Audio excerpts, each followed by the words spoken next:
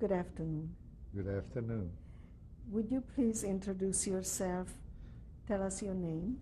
My name is David Klein, Would you spell it? Klein. Where were you born and when? I was born June 14, 1928, in Baia, also known as Nagybanya in Hungarian. When you were born, what country was it? When I was born, it was Romania. Tell me, what was your father's name? Eugen or Jona Klein. Spell the full name. The full name, Yona, Jona, or Eugen, Eugen, Eugen Klein. What was his occupation? My father was baking pastries, and we also had an orchard at home. That was the principal occupation of my father. What type of an orchard was that?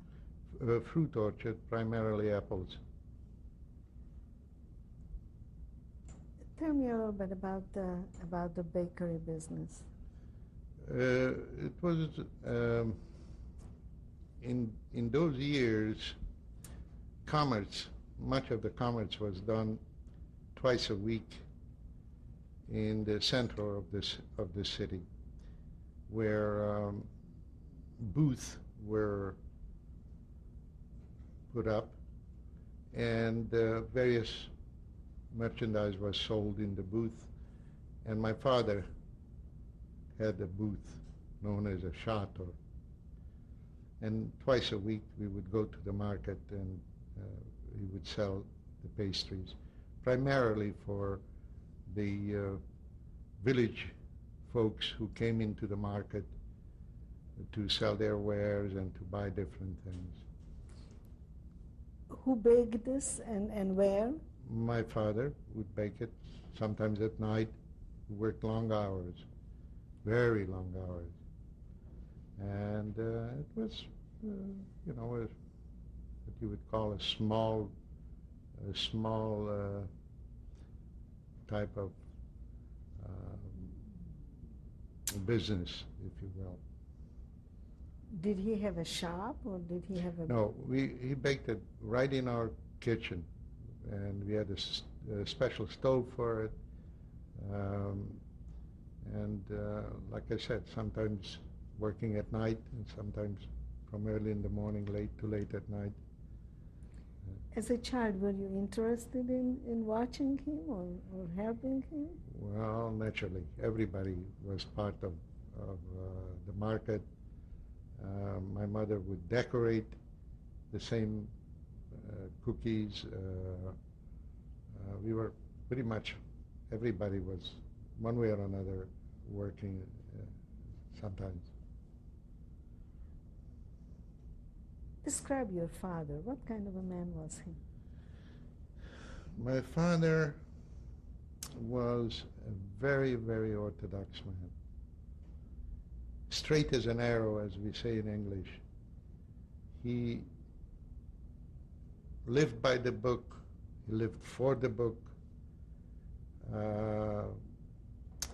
There was no tolerance of deviation from the book.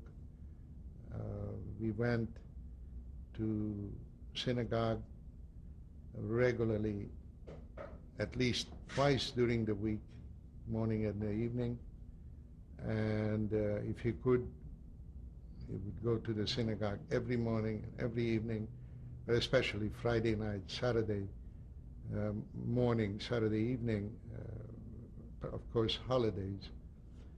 He had a good tone of voice, and he was known as a Baal Tefillah, which means he was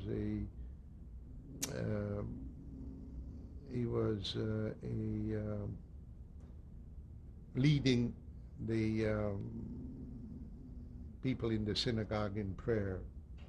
He was also known as a Baal Korah, which means he was reading from the scrolls from the Torah. And Every Saturday, part of the afternoon was spent between my father with myself. He would examine me as to what I learned in Cheder, and sometimes he would visit a cousin of ours or an elderly gentleman who would also listen to what I've learned in the Cheder during the time. How about the other brothers? I have a brother who's still alive, who spent, by the time I was 10, 11, he was already in the yeshiva, and my two sisters were both learning to be seamstresses. Your mother, what was her name? My mother's name was Miriam. She was born Solomon. And also my grandfather, her father, was a very, very Orthodox man. So was, of course, my mother. And I used to think of her as a perpetual motion, because she got up before the sun came up and had all the duties of preparing food and the cleaning and the shopping and the preparing for Sabbath, and also working alongside of my father till late at night. So I think if I say to you that she was a perpetual motion, I hit it right on the head. Describe how your mother prepared for Shabbat. Oh, well, that was something. Friday early in the morning, first thing, before the sun comes up, you prepare the dough for the challah.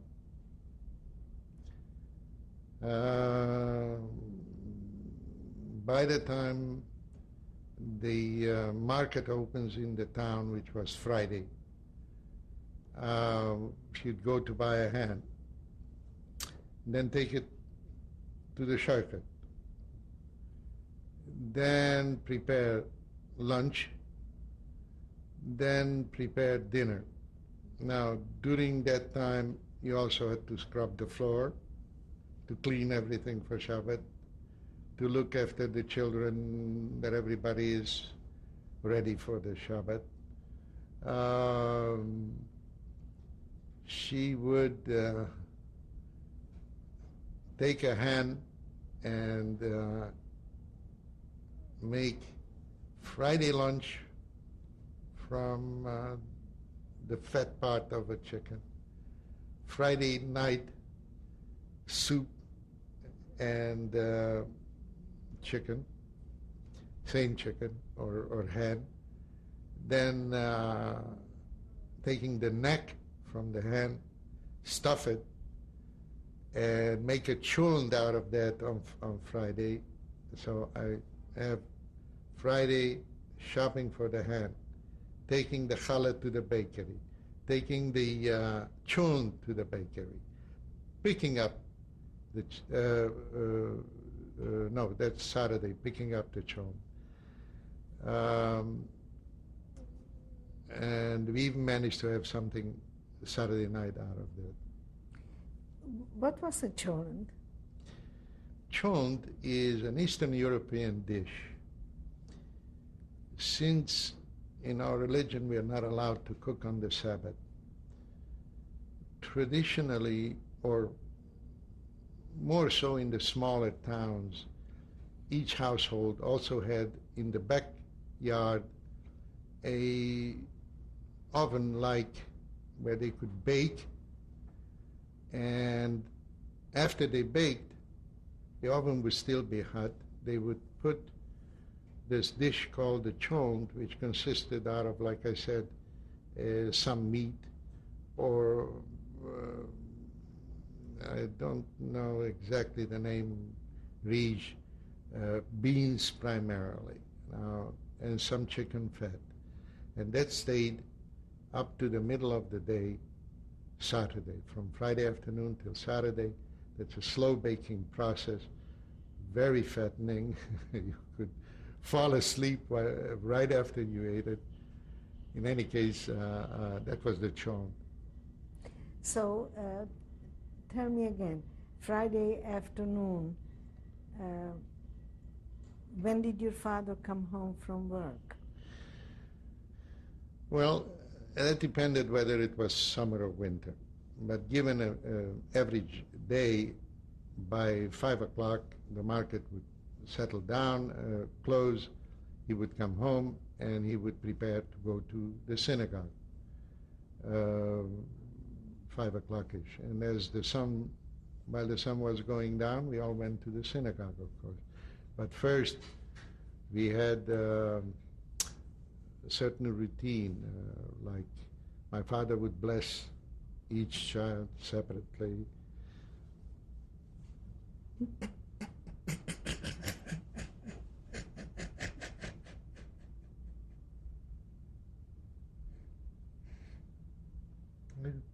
Excuse me.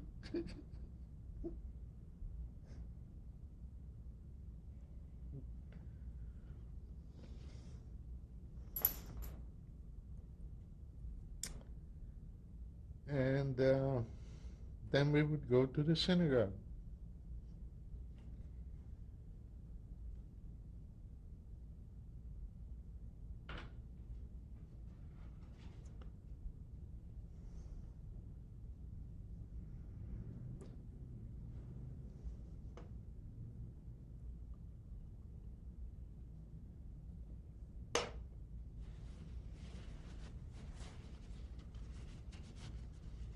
When you got home?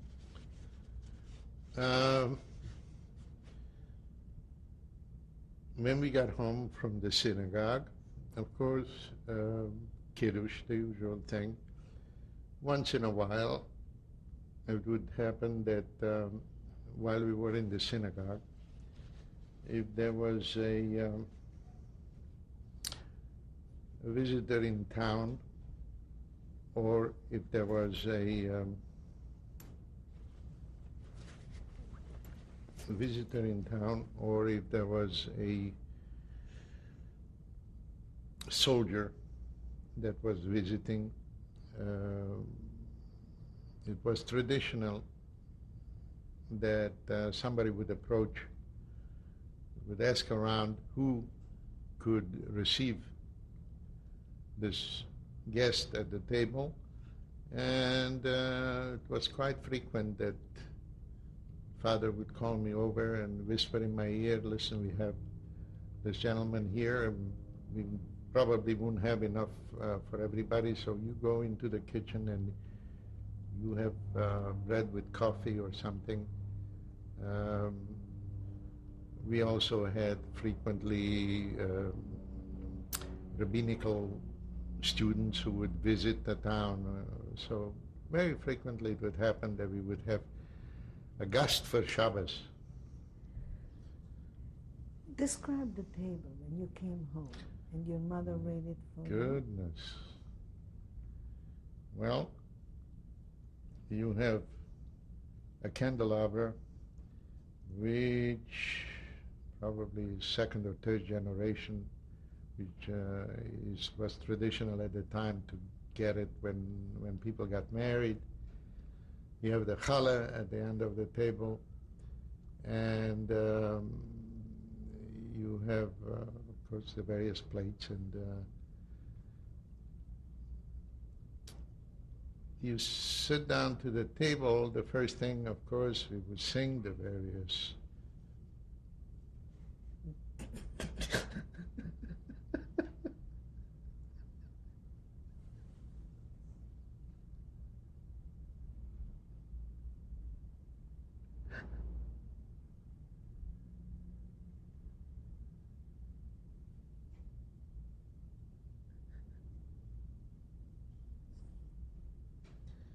excuse me.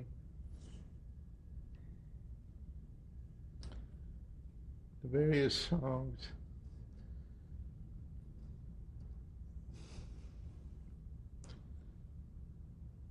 Before the meal, then was the kiddush.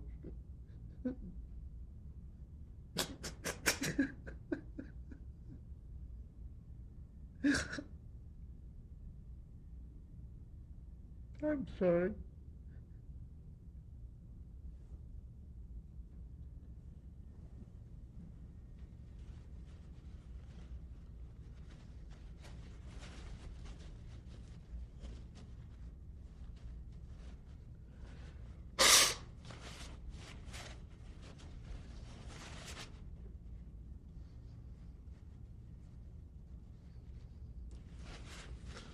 Go ahead.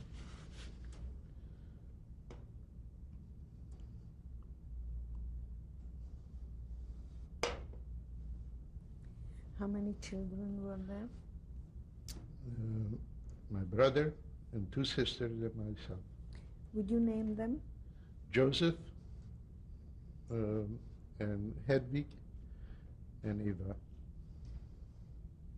Were they older, younger? I'm the youngest in the family. My brother was about 8 years older than him, and 8, 6, 4. Where were you growing up? In Nagybányi. How big was Nagybánya? What was the population of Nagybánya? At my best guesstimate at the time, probably about 50,000 inhabitants. Generally, the Jewish population was about 3,500. Like I said, the city had about 50,000.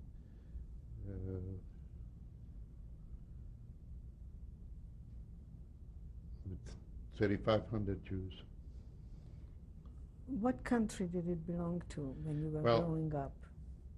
When I was born, it was Romania. This is in the region of Transylvania, the northeastern corner of Romania. In 1940, through the so-called tripartite agreement between Germany, Italy, and Hungary, I don't know how it worked out that Hungary, part of Transylvania was attached to Hungary, and so in 1940 we became, the Hungarian army came in and we became a Hungarian part of Hungary. So when you started school, it was still what country? Romania.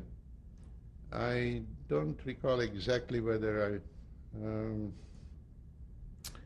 finished the first 4 classes or maybe 3 classes of elementary school in Romanian, and then we took the rest of it in Hungarian. How, during the Romanian government, how did the Jews and the non-Jews get along in Nagybánya?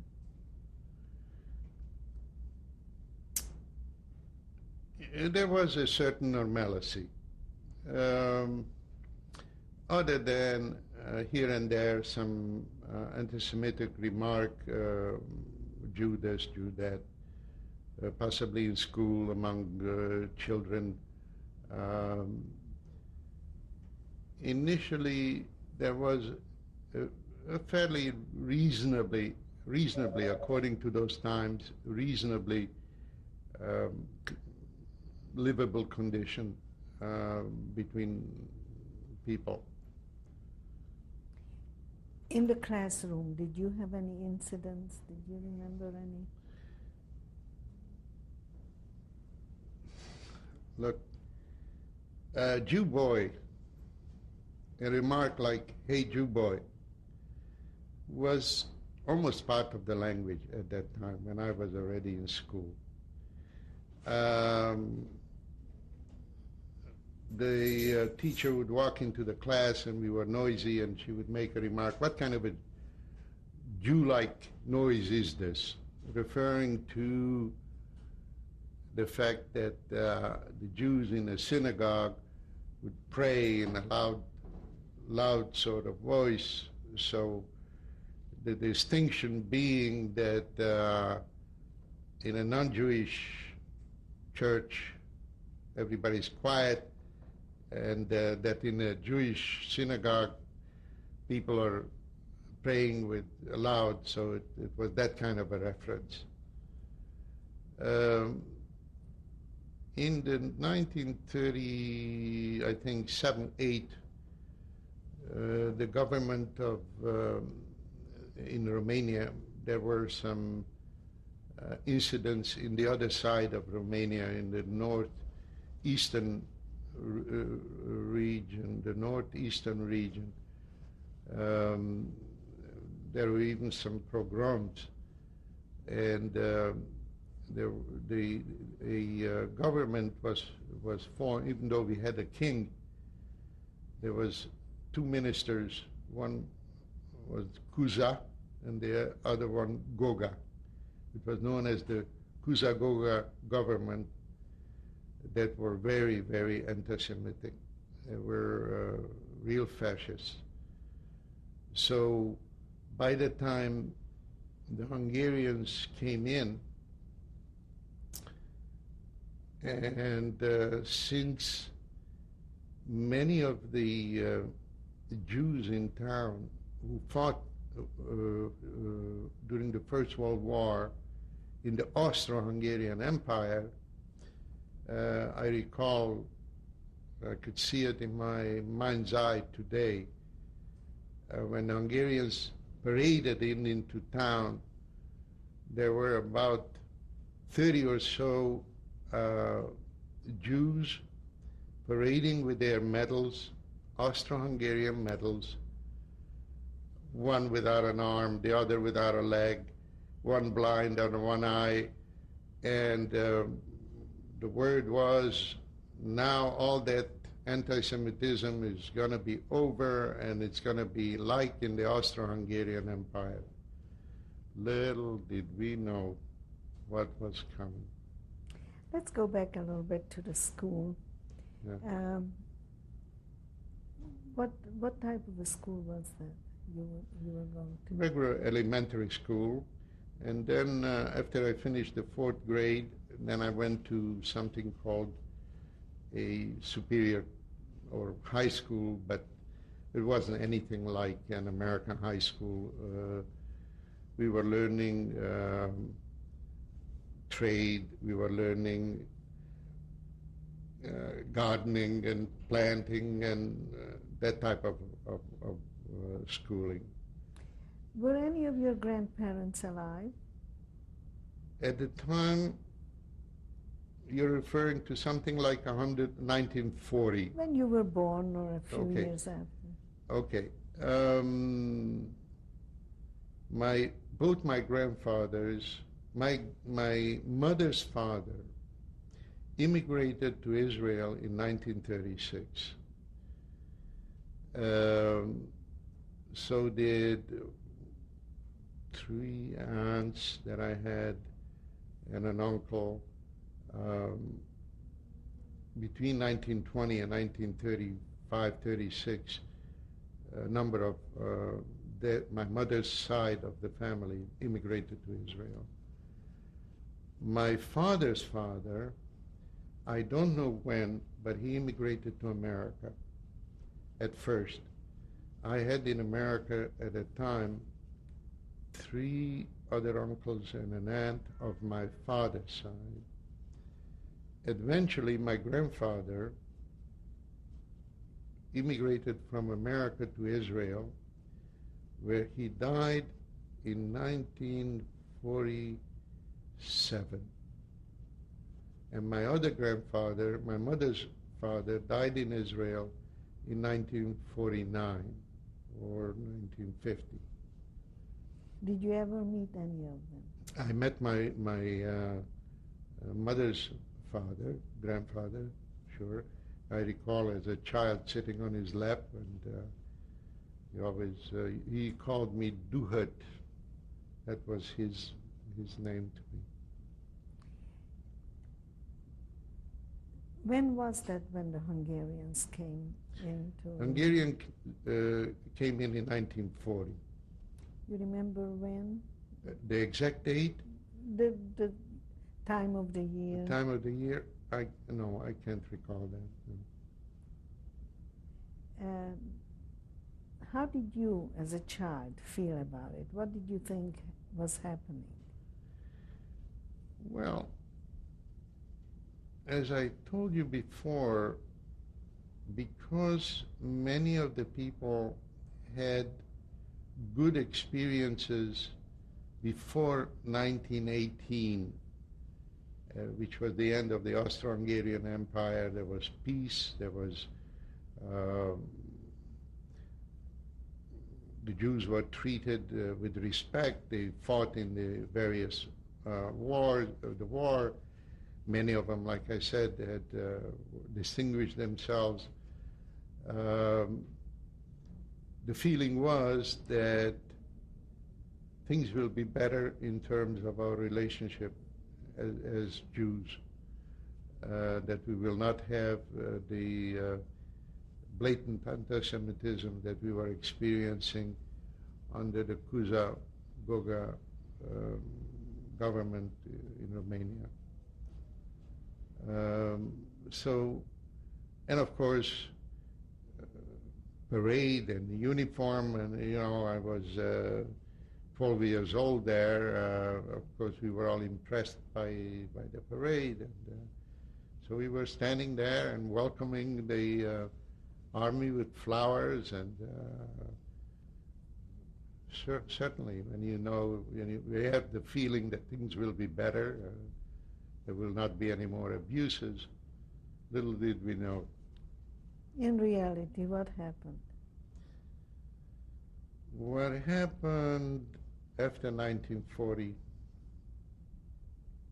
of course, first experience, whatever little money we had lost its value. Half of it was, we only got a few the changing of the money there. I remember distinctly that there was all kinds of shenanigans. You got half of what the value was, but that was the least of the problem. Little by little, laws started to come out. Limitation of students in universities.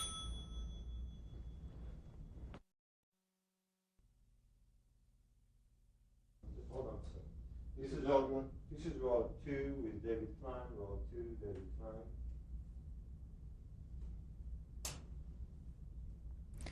It's very satisfying.